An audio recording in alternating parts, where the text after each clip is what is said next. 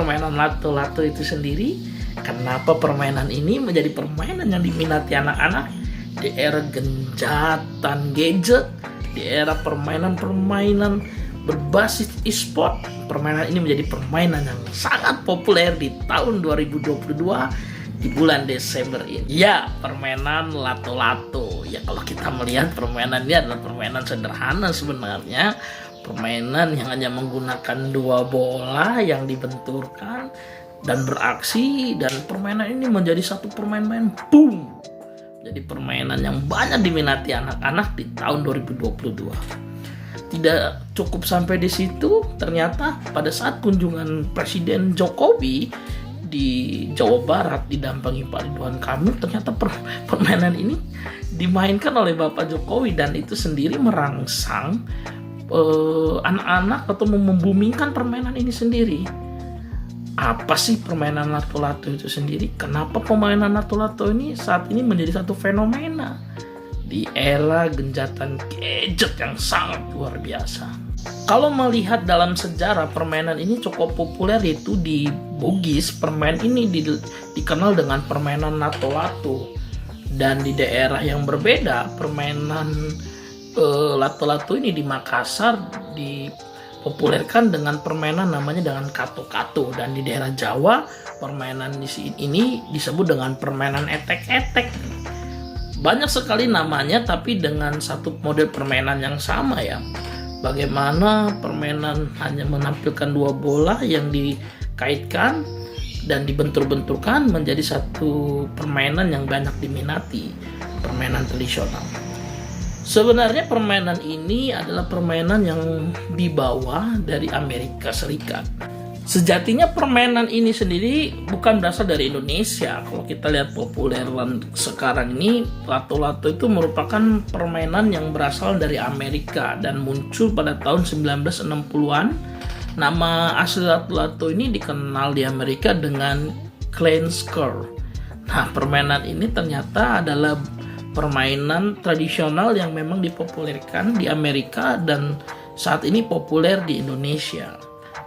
Pada tahun 1960 dan 1970-an, mainan lato-lato ini terbuat dari kaca. Awalnya terbuat dari kaca. Dengan permainan dibuatnya dengan kaca ini menyebabkan banyak cedera dialami anak-anak. Untuk itu sejumlah anak-anak di Amerika Serikat banyak mengalami cedera mata dengan pecahan serpihan kaca yang dibenturkan itu sendiri. Insiden ini menyebabkan Badan Pengawasan Obat dan Makanan Amerika Serikat atau dikenal dengan FDA melarang permainan tersebut beredar di tahun 1966. Keputusan itu didukung oleh sejumlah komunitas dan organisasi yang untuk mencegah kebutaan itu sendiri. Sehingga permainan lato-lato sempat dilarang di tahun itu, dan bagaimana lato-lato berkembang saat ini berubah menjadi tidak menggunakan kaca, akan tetapi menggunakan plastik. Dampak dari cederanya mata itu sendiri, dampak negatif yang disebabkan oleh lato-lato, ternyata dampak yang lebih besar dari permainan lato-lato ini sangat luar biasa. Bagaimana permainan lato-lato dapat meningkatkan konsentrasi anak. Permainan lato-lato ini sendiri dibutuhkan tingkat konsentrasi yang sangat baik. Yang kedua adalah permainan lato-lato meningkatkan nilai kedisiplinan. Bagaimana anak yang berjuang secara disiplin, latihan terus-menerus akan bisa melakukan permainan ini.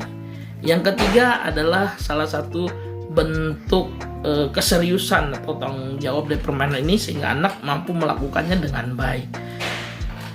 Yang keempat, permainan lato-lato berfungsi adalah semangat dan pantang menyerah. Ini yang dibangun tempat kita, bagaimana ketika kita memainkan permainan lato-lato tidak bisa dilakukan dalam sekali, 2 kali, atau 3 kali. Keseriusan kegiatan yang kontinuitas akan berdampak pada keberhasilan melakukan permainan ini. Nah, permainan lato-lato sangat diminati dan sangat bermanfaat kalau kita paham dari aturan-aturan permainan lato-lato itu sendiri. Permainan ini menjadi satu fenomena baru dan saya sangat mendukung permainan ini, dan kita harus berkontribusi dalam permainan-permainan tradisional lainnya. Ternyata dari dampaknya permainan lato-lato ini kita bisa mengeruntut bagaimana anak-anak bukan tidak mau melakukan permainan tradisional ini, akan tetapi anak-anak tidak mengenal permainan tradisional, sehingga anak-anak tidak mengenal dan tidak melakukannya.